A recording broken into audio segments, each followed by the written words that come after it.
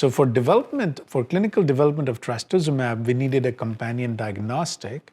And Dr. Slayman and Dr. Press and the group, they came up with IHC to look at the HER2 expression or the overexpression of HER2.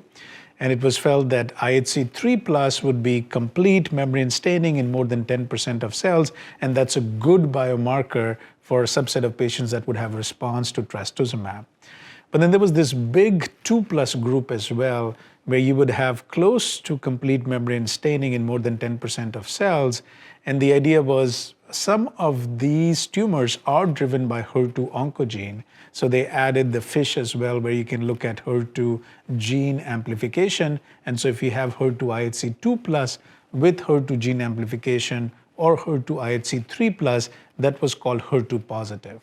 So that's been the traditional definition for years, HER2 positive, where by looking at IHC, if the tumor is IHC 3+ or 2+ with FISH amplification, it's considered HER2 positive.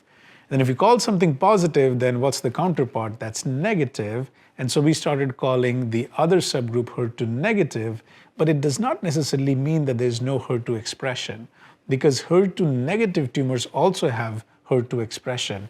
It's lower, it's 1+ or 2+ without gene amplification, but it's still some HER2 expression. And so now, there is the traditional HER2 positive breast cancer, and the tests were developed to pick out HER2 positive. But now we have this category, HER2 low, and now even more recent, HER2 ultra low. And it seems like things are moving from HER2 positive, HER2 low, ultra low. That encompasses what, 95% of patients who have breast cancer, their tumors. So my question to you is, do you think that it matters, these subcategories will matter eventually? So even in HER2 IHC 0, there is some HER2 expression, and there are about 30 to 40,000 HER2 receptors per cell, even in tumors that are IHC 0.